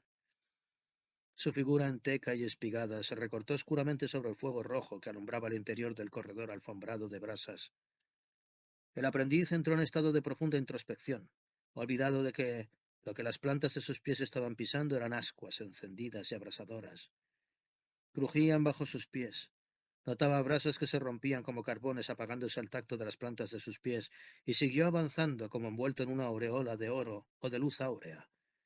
Ignoraba si era el esplendor del fuego u otro esplendor inmaterial. Quizás era la aura de su cuerpo. Desde el exterior, todos los sacerdotes le vieron desaparecer en el interior del conducto. ¿Regresaría? ¿Se quedaría su cuerpo consumido por el fuego tendido en las brasas hasta la total consumación de la carne mortal? Si su certeza sobre el poder de su alma era superior a las ataduras de la brevedad de la vida, pasaría sobre las brasas como si éstas fueran uvas en un lagar. Si la fuerza de su espíritu era vacilante, perecería en ellas. Pero avanzaba, como en estado mediúmnico. Fue caminando sobre la encendida y roja alfombra, y entonces sus pies hallaron el agua de la piscina. Un agua sucia, pestilente, muerta y negra como la putrefacción de la materia en el proceso alquímico, pero también alumbrada por el resplandor que proyectaban sobre la densidad de líquenes negros las brasas encendidas. Salió de la charca de agua putrefacta y volvió sobre sus pasos. Parecía todo su ser enajenado, como andando en estado sonambúlico. Pisó de nuevo sobre las brasas sin sentirlas y se encontró en la sala sacerdotal, incólume, admirado al mismo tiempo de sí mismo, como si despertara de un sueño. Miró asombrado a cuantos a su vez le reconocían como uno más de ser digno entre ellos. La alegría irradiaba de los semblantes impasibles, en el fulgor de los ojos y en el contento de la quietud de las figuras. Los dos sacerdotes que acompañaron al tercero volvieron a presionar al lado del muro y el gran bloque descendió cerrando el horno de brasas. El pastoforo le miró de arriba abajo con mirada gozosa. Le examinó la piel sin mácula ni señal de ennegrecimiento por el calor del fuego. Entonces, con un gesto, le indicó que mostrara las plantas de sus pies y vio que estaban perfectamente sin herida de quemazón alguna. Con evidente satisfacción en el gesto, ritualmente se volvió a todos los demás y declaró con los brazos abiertos: «Limpio de todo miedo». Los demás asintieron correspondiendo al rito con un movimiento de cabeza, mostrando así su reconocimiento y conformidad con el éxito de la terrible prueba. Entonces, el maestro habló de nuevo por todos los demás, diciéndole al aprendiz: «Solo te quedan dos pruebas, hijo de la tierra, la prueba del deseo y la del sarcófago vacío». El aprendiz le miró a los ojos con mirada victoriosa y segura, dando a entender que ya no habría pruebas que le abatieran, porque había vencido el miedo a la muerte, y no tenía ya por qué temer a otro peligro mayor. Pero el maestro le dijo: «Sé que imaginas haber vencido todos los miedos, pero existe otro que no mata el cuerpo, pero sí puede a veces cegar la visión del alma. Este es el deseo que vas a sufrir, pues son pocos los hombres que resistan la tentación del deseo de una mujer. Esta es la penúltima de las pruebas. Ahora descansarás y tu cuerpo tan fatigado recibirá abundante y exquisito alimento sazonado de especias afrodisíacas. La prueba te saldrá al paso cuando el cuerpo reclame sus poderes sexuales». Inmediatamente fue trasladado a otra estancia, bañado y perfumado. Se le dio de comer y beber, y seguidamente, vencido por el dispendio de tantas energías prodigadas, el joven aprendiz se quedó dormido. Se le cerraron los párpados, sujeta su lucidez a la ferviente y firme voluntad de no dejarse vencer por el deseo. Los sacerdotes se alejaron de la estancia. Solo dejaron una lámpara encendida que alumbraba tenuemente con luz rojiza la imagen esculpida de la diosa Isis, entrecubierta su sabiduría por el velo que jamás nadie había levantado. El joven aprendiz dormía profundamente y en el aire de la estancia flotaba toda la sutileza de un enervante perfume, al quemarse la aromática planta en el fuego del pebetero de oro. 12. La prueba del deseo y el triunfo de la vida. Despertó porque algo sutil flotaba en el aire. No era el aroma dulzón del perfume, ni el suave y lento bailoteo de la llama de la lámpara que corría por los muros policromados, sino aquel tintineo metálico de dos láminas delgadas que entrechocaban, produciendo habilidosamente el sonoro cabrilleo parecido al de una pareja de campanillas. El leve sonido se alejaba y volvía. Daba vueltas o saltaba, para de nuevo brincar juguetón y volverse acompasado en una sonoridad no caprichosa y casual, sino con singular maestría dirigido. Primero creyó que era un instrumento musical de cuerdas. Después, el repiqueteo musical de una varilla ligera golpeando y con su percusión arrancando vibraciones a un sinnúmero de plaquitas metálicas. Entreabrió los ojos y vio algo que impresionó vivamente sus sentidos. Lo que estaba ante sus ojos era una mujer que se movía con estudiados gestos, y a cada movimiento el campanilleo la acompañaba. Se despertó tumbado entre almohadones de diversos colores, con una gran bandeja de plata a un lado, repleta de frutas diversas y una jarra de bebida.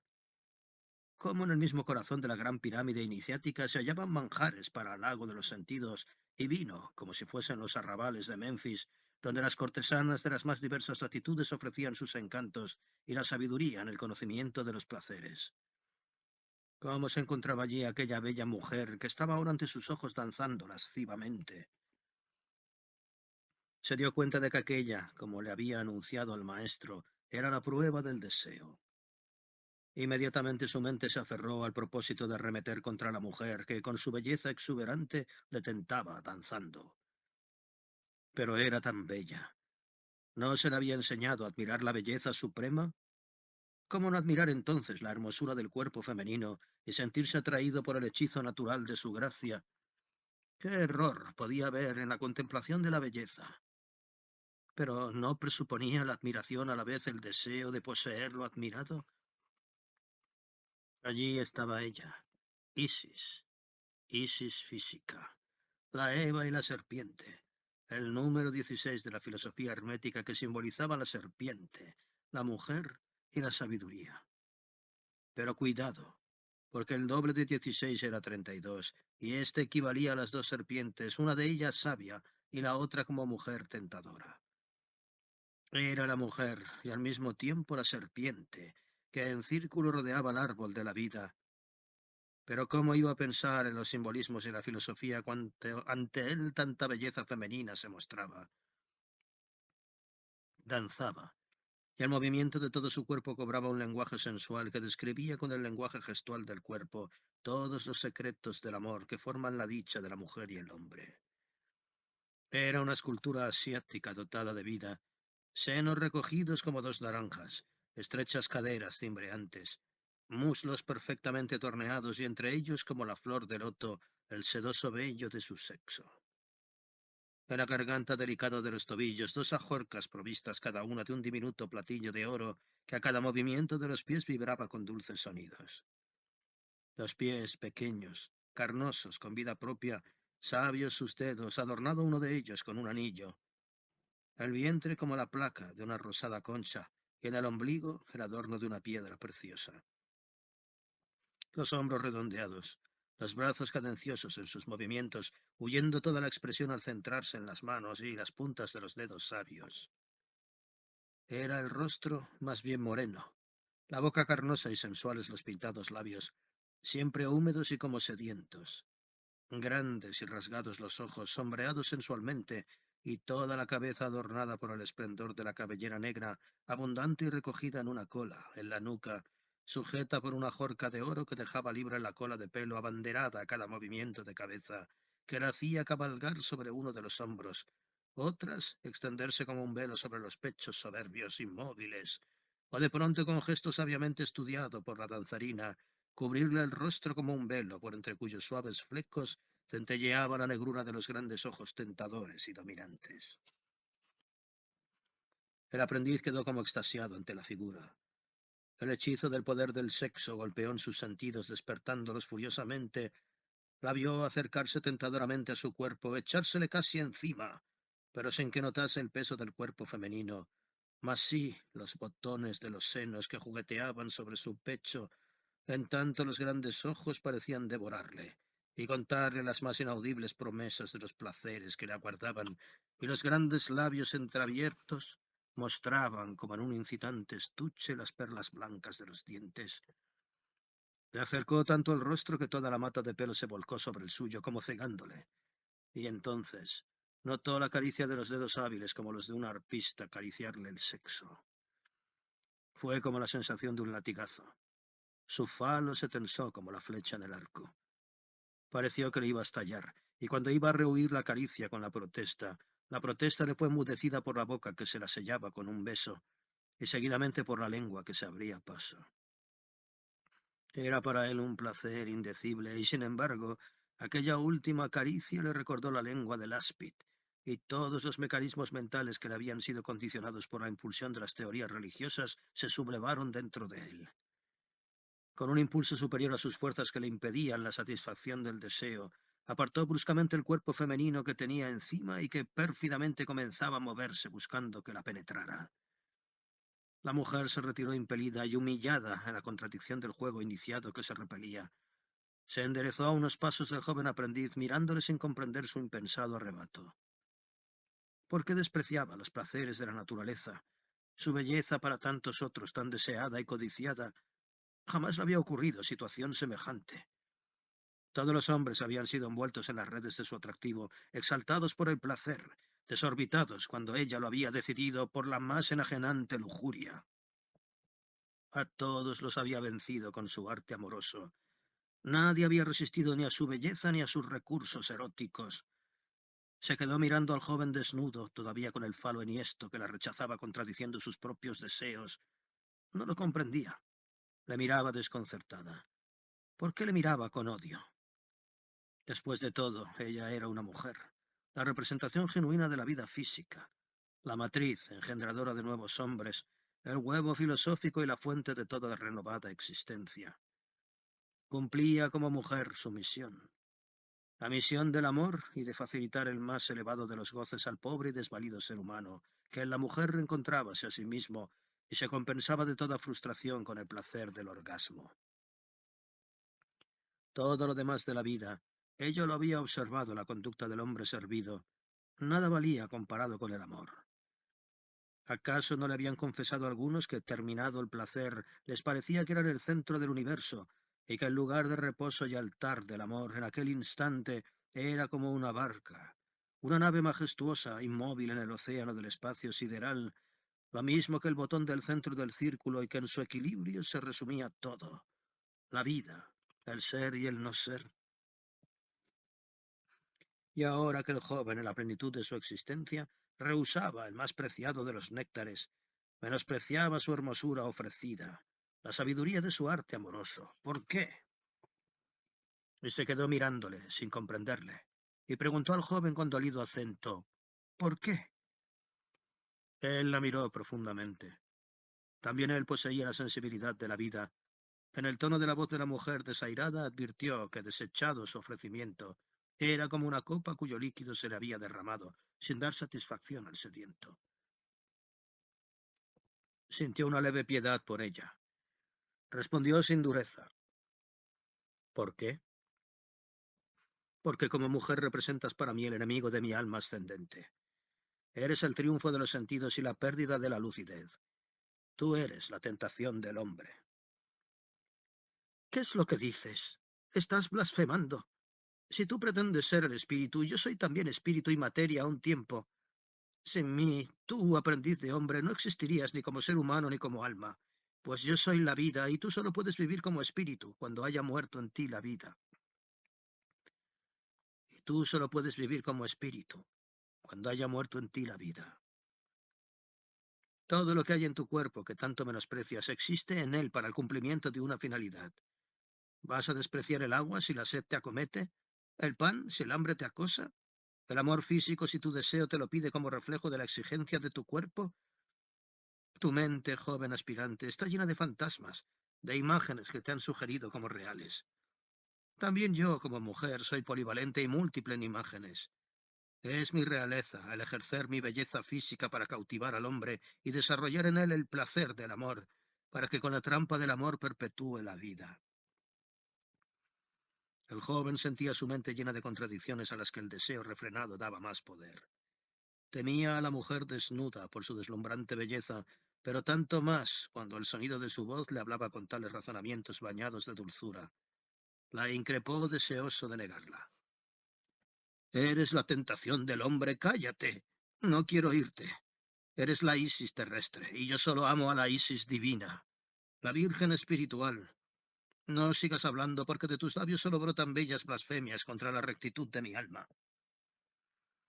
Ella se le acercó suavemente, cariñosamente. Cada uno de sus naturales gestos turbaban al hombre. Los senos eran para el aspirante como el refugio de una playa donde tenderse y olvidarse de todo, entregándose a un profundo sueño. ¿Acaso no había sido acogido como hombre niño en el pecho de la que había sido su madre? Cada movimiento de la mujer era para su naturaleza un señuelo para hacerle caer en la más dulce de las servidumbres. ¿Qué otra esclavitud mejor? Notó el rostro de ella junto al suyo y nada pudo ni quiso hacer para no recibirla de nuevo. Oyó como ella le musitaba cerca de la oreja. No soy la tentación del mal, como tú crees, sino la tentación de todo bien para el hombre. ¿Qué sería del hombre sin la mujer? ¿Qué de la mujer sin el hombre? Olvidas que antes, en fecha y tiempos ignorados por lejanos, ambos fuimos una sola materia. ¿No lo ves así representado en el andrógino? Hombre y mujer en un mismo cuerpo, mas desde que fuimos alejados el uno del otro, desde entonces cada hombre va por la vida en busca de su otra parte, de la mujer. Y está en la búsqueda incesante del hombre para llevar a cabo la más trascendental de las transmutaciones alquímicas, con el único fin del mutuo amor para engendrar a otros hombres y mujeres, más perfectos que nosotros somos y con más capacidad al mismo tiempo para gozar del amor en su absoluta plenitud. Calla, protestó en voz queda, depositando sus palabras en el cáliz entreabierto de la boca de ella. Calla, repitió. Puede que te estén oyendo. Mi maestro debe de estar presente en nuestro encuentro y sin duda estará observando nuestro comportamiento y oyendo nuestras palabras. Ella, besándole en los labios cálidamente, negó. Deja que mire y escuche. Verá en nosotros lo que él debería haber sido, sacerdote y hombre. Si no se ama, es como ser un árbol que desprecia la riqueza de su savia. Deja que ésta riegue la interioridad de tu cuerpo y el mío. Seamos felices. Representemos lo que somos y no neguemos la vida, amor mío. Se hizo un silencio. Los dos estaban enlazados por el mismo beso enloquecedor, y enlazados los cuerpos rodaron por los almohadones. La estancia se llenó de susurros y derrames amorosos. El perfume del pebetero perdía su poder ante el perfume de los cuerpos encendidos. Poco después, el joven aspirante quedó abandonado, exhausto y dormido como un niño entre los almohadones. La mujer, sonriendo agradecida, se retiró, desapareciendo de la estancia. Había cumplido su dedicación humana. Era la vida indetenible, la expresión de uno de los cuatro ciclos vitales. Era el ciclo de la fertilidad y de la juventud. Había cumplido con una de sus funciones indefinidamente repetible en su ciclo vital. Era la representación de la metamorfosis física. La despertó la voz del pastoforo que les decía gravemente: «Despierta, hijo de la tierra». El aspirante abrió los ojos y quedó abatido ante la mirada del maestro. En su gesto y en la masedumbre entristecida de su mirada se reflejaba todo su arrepentimiento por la flaqueza demostrada frente al poder del deseo. Confesó: «He sido débil, maestro. Todos mis anteriores esfuerzos habían sido vencedores de las pruebas difíciles a que se me sometió, pero en esta he sido vencido. Soy como un guerrero derrotado, pero sin haber opuesto para mayor vergüenza la menor resistencia a la seducción del deseo. No soy digno de las enseñanzas a que aspiraba, maestro. Abandonaré inmediatamente el corazón de la gran pirámide iniciática». Se calló abatido. El maestro le miraba escrutadoramente, sin asomo de acritud en sus ojos. Se hizo un silencio. Al fin el maestro habló pausadamente con creciente asombro del neófito. No debes marcharte de la gran pirámide iniciática, hijo de la tierra. Sé cuánto te ha ocurrido. Te has dejado vencer por el deseo. Así lo esperaba, sin embargo. El poder de la mujer es generador, y desventurado el día en que deje de ejercer atracción irremediable para el hombre, porque entonces iniciará el ocaso de la humanidad.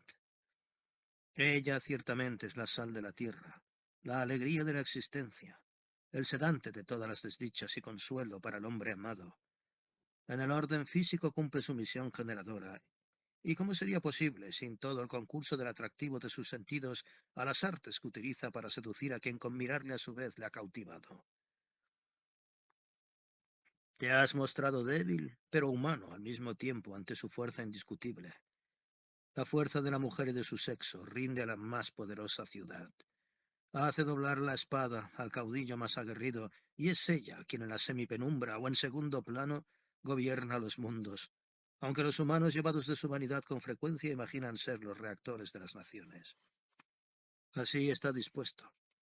De nada le sirve a un hombre su talento si la mujer compañera no sabe conducirle ante la malicia de los demás, que quieren negárselo. De poco le sirve al artista la perfección y belleza del arte que practica, si en su ingenuidad de hombre puro, entregado a su trabajo, no tiene detrás la habilidad de la mano y la habilidad de la mujer que le ama, que procura para que madure su triunfo. Pero tú has sido vencido por el deseo. Así es, maestro. Me siento avergonzado. De nada me sirve todo lo anteriormente aprendido si no he aprendido el arte de ser fuerte ante la seducción peligrosa que ejerce una mujer, desde la fea a la hermosa, si se propone tentar al hombre y hacer lo suyo. ¿Qué puedo hacer, maestro? No debes entristecerte por ello, hijo de la tierra. Si has cedido a los encantos de la mujer es porque eres hombre, y por tanto has obrado de acuerdo con tu naturaleza física, con tu plano terrestre. La mujer es la Isis física, no desdeñable por ello en relación con la Isis divina, pues ambas, como en todo en la existencia, según la ley de los opuestos, se complementan para llegar a la armonía. Así el hombre y la mujer. Ambos son opuestos, pero en su conjunción se complementan, y en su unión reencuentran la unidad del andrógino, como así ocurre en lo afectuoso y en la cópula. ¿Existe algo superior a todas las sensaciones experimentadas que la intensidad trascendente del orgasmo unánime entre los dos sexos? Que es equivalente a la combinación del azufre y hierro, a la unión de metales opuestos. El amor es una alquimia de los sexos en la que dos cuerpos, por el amor, forman otro de nuevo y engendran otros, tal como está dispuesto en el proceso alquímico antes de que se realice la putrefacción, posterior al matrimonio, casamiento o unión de dos metales. Observas que la palabra casar entraña la compenetración, a manera de cuando se dice que una cosa casa con otra, porque su forma encaja la una con la otra. Así debe ser en el amor. Cuando dos piezas no casan, aunque se unan el amor se deshace, pero cuando casan quedan unidos para siempre, mientras una de ellas no se deforma y por tanto sigue casando con la otra. El aprendiz guardaba silencio, admirado. Comprendía cuánto le revelaba el maestro, pero en realidad ignoraba a qué conclusiones todas aquellas aclaraciones le conducirían. Preguntó: «Entonces, maestro, ¿es comprensiblemente humano que no haya resistido la fuerza arrolladora del deseo? Sabéis que la mujer era muy bella, que su cuerpo era como una fruta, que reunía el encanto de la voz y la facilidad de la palabra convincente y turbadora, y que el fuego de su boca era como un volcán, que sus labios en los míos me incendiaban los sentidos. Todo cuanto dices es cierto, porque siendo mujer, ya de por sí entraña su naturaleza cuanto puede contribuir a vencer la resistencia del hombre, como debe ser según la naturaleza. Todo cuanto me has dicho lo doy por cierto, pues yo también fui joven, es decir, pletórico de vida y, por tanto, sujeto a los atractivos del sexo opuesto. Y te digo que el deseo de la mujer te acompañará toda la vida, hasta cuando te avergüences de tu vejez y de tus propios pensamientos, y por lo mismo bajes los ojos a causa de los años, cuando éstos descubran ante sí la pujanza de la vida joven, exultante de belleza y energías. Así también es y debe ser. También yo pasé por la prueba que te hemos sometido, hijo de la tierra. También yo fui antes que maestro aprendiz. Se me sometió a prueba semejante. El joven aprendiz se apresuró a observar a su maestro. Pero vos, maestro, sois actualmente el guardián de los misterios guardados en el corazón de la gran pirámide iniciática. Por tanto, es fácil presumir que fuisteis, en aquella ocasión a que os referís, más fuerte que el deseo que despertó en vos la prueba de la mujer, que sin duda sería asimismo hermosa y cautivadora. El maestro sonrió sutilmente y después sinceramente reveló al joven aprendiz: «En efecto, era una mujer hermosa, y yo un hombre joven, y pasé la prueba del deseo». Adelante el aprendiz quiso saber lo que en su fuero interno daba por sobreentendido. «Y vencisteis». El maestro se le quedó mirando gravemente. Dijo lentamente: «No». «¿No? ¿Cómo es posible?» Fui vencido, lo mismo que tú. Pero, ¿pero qué, hijo de la tierra? Yo imaginé que todos cuantos llegan a la total iniciación y al disfrute del magisterio eran seres excepcionales. Así lo había considerado, maestro. Pues no es así. Al contrario. En vez de ser un ser excepcional, es un hombre malogrado por pretender en vano desviar el natural desarrollo y el fin para lo que fue creada su naturaleza. Todos somos hechos de la misma arcilla y sujetos, por tanto, a la necesidad de la humedad precisa para que la arcilla de que estamos formados no se endurezca y agriete. Todos los que somos los custodios de los misterios de la gran pirámide iniciática somos castos, pero no luchamos contra la exigencia del sexo. Es una función tan válida como la necesidad de beber y comer, y sería insensato pretender dejar de comer o de beber, pues anular tales funciones, además de ir contra nuestra propia naturaleza, sería atentar contra la vida. El aprendiz se sentía perplejo y a la vez librado del complejo de debilidad o de dedicación malograda. Preguntó indeciso todavía en lo que ya adivinaba como una posibilidad de comprensión.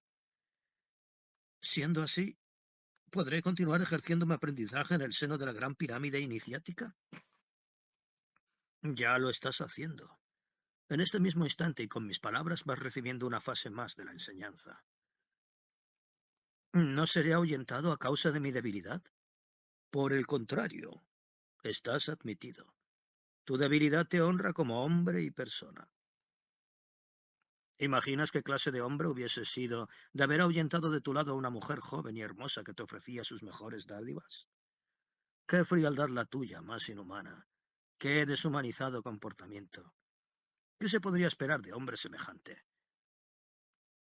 De haberla rehusado, hubieses dado prueba indudable de que nuestras enseñanzas te habían transformado de un ser humano con sus debilidades y defectos en otro ser humano con el peor de los defectos del hombre. La dureza, la insensibilidad ante la belleza hasta el extremo de negarla y no acogerla. De haber sido así, jamás hubieses sentido piedad de ninguno de tus semejantes, ni hubieses sentido pena por la debilidad ajena.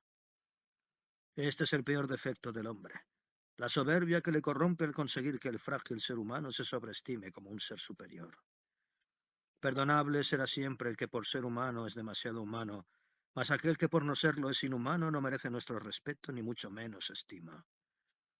Así pues, hijo de la tierra, tu prueba ha tenido el resultado que era de esperar de un ser humano afín a la naturaleza para la que fue creado.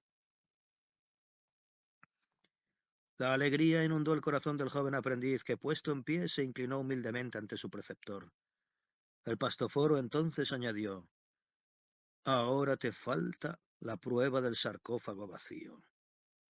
Deberás acompañarme. Todos los sacerdotes aguardan para cumplir con el rito del más allá.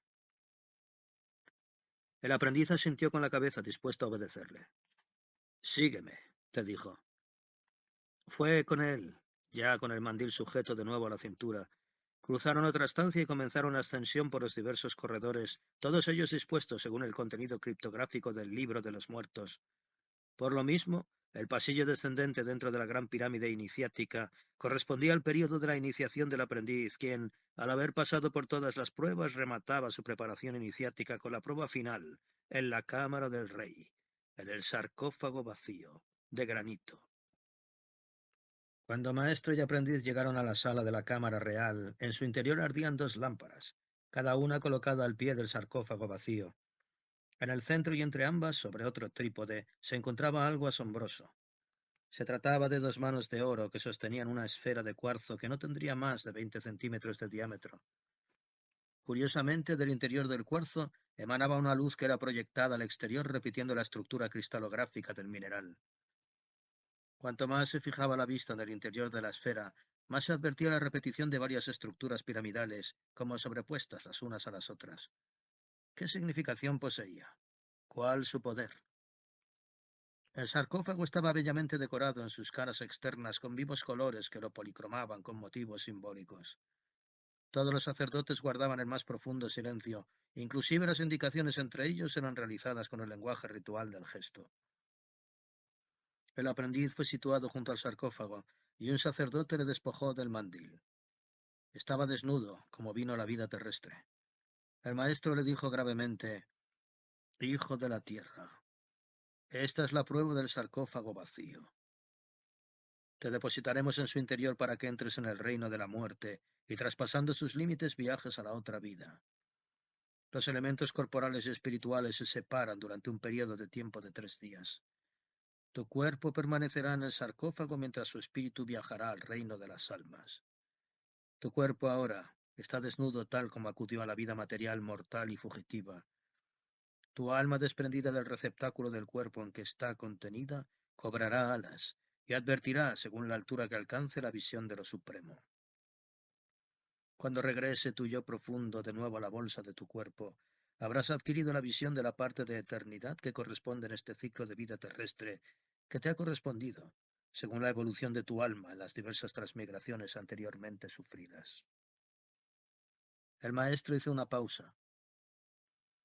Entretanto, 2 sacerdotes se habían situado delante y detrás del aprendiz, quien guardaba intenso silencio ante la nueva y estremecedora prueba final que debía sufrir. Pero no sentía miedo alguno.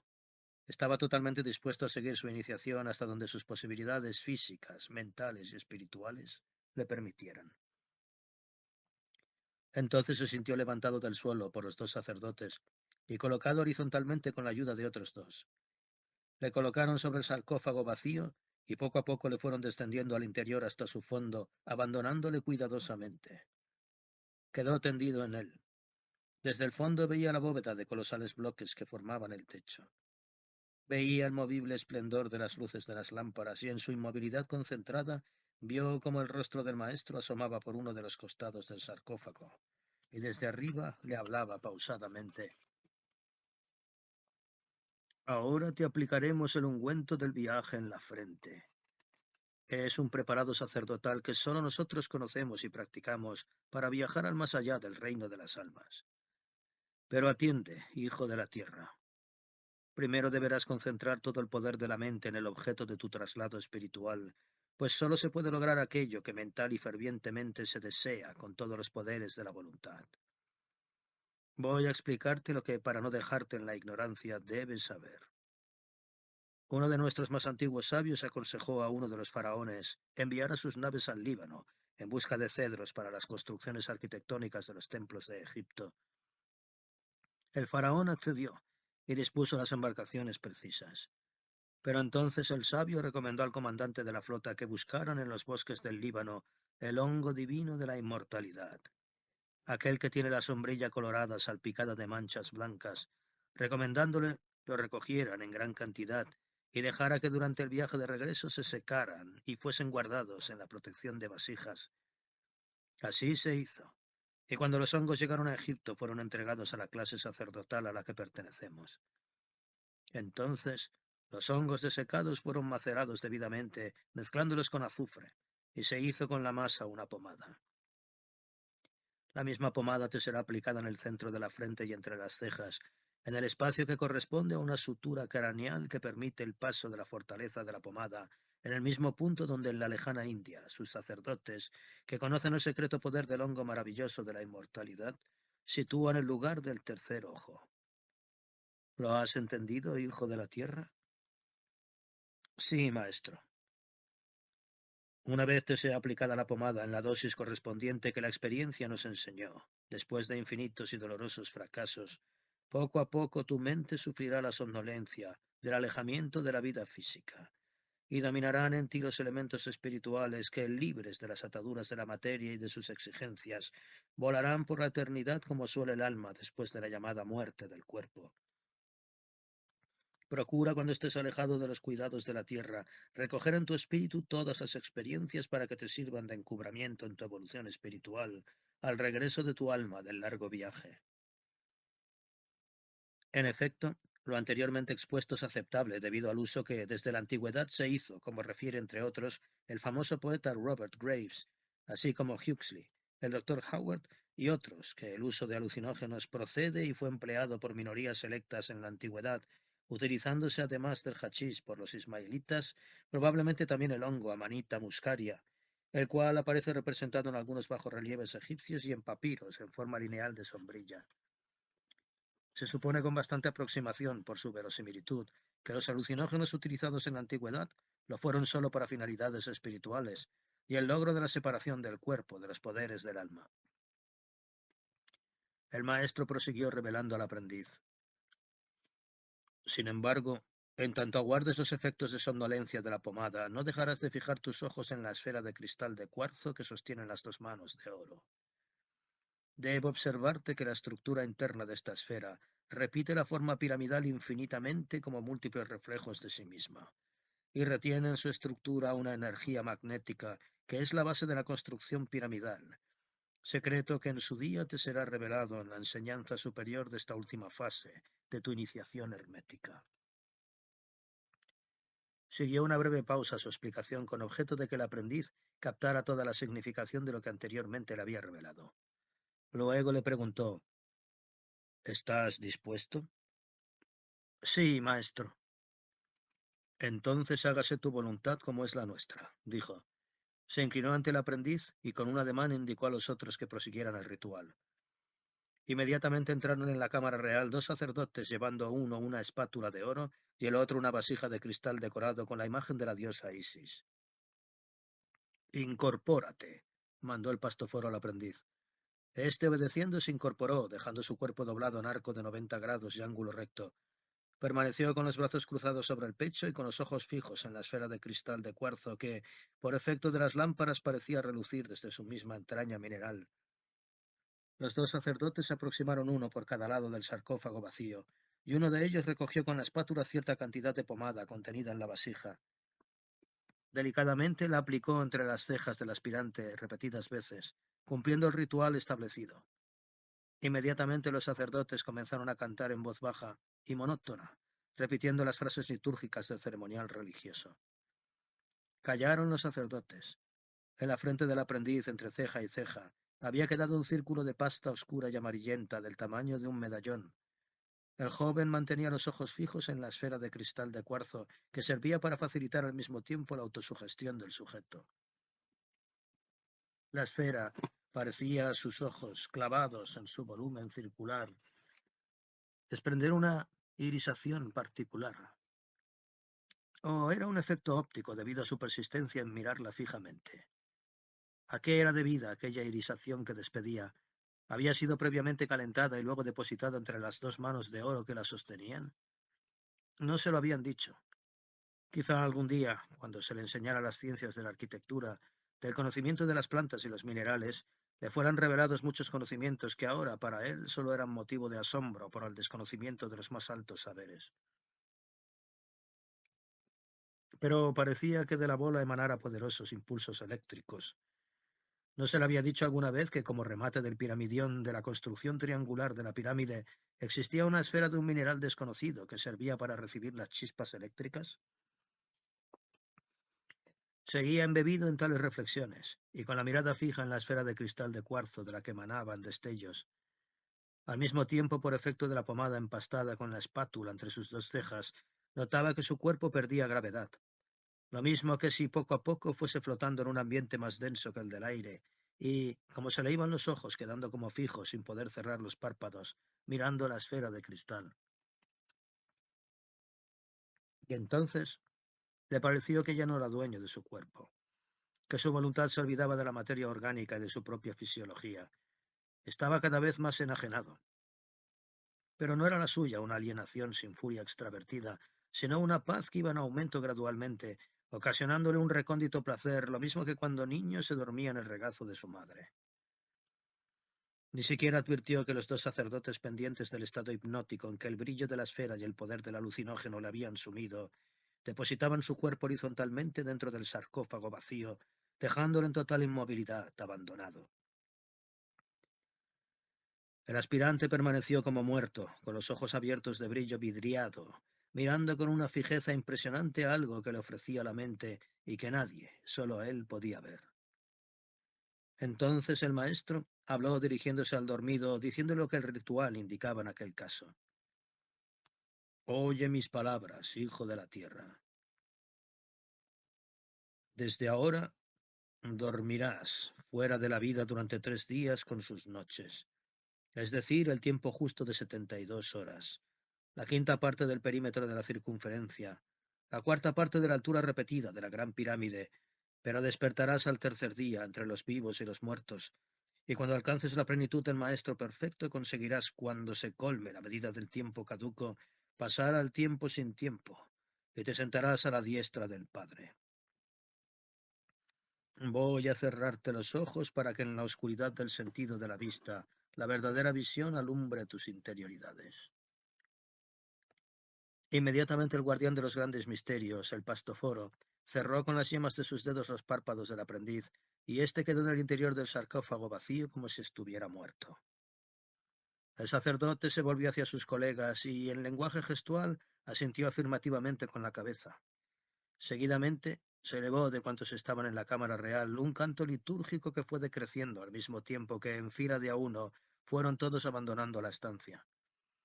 El último de los sacerdotes apagó las lámparas, dejando solamente una encendida, ante la cual se sentó en cuclillas uno de ellos, permaneciendo en vela junto al sarcófago vacío y atento al estado mediúmnico del aprendiz, sujeto a la última prueba de la iniciación.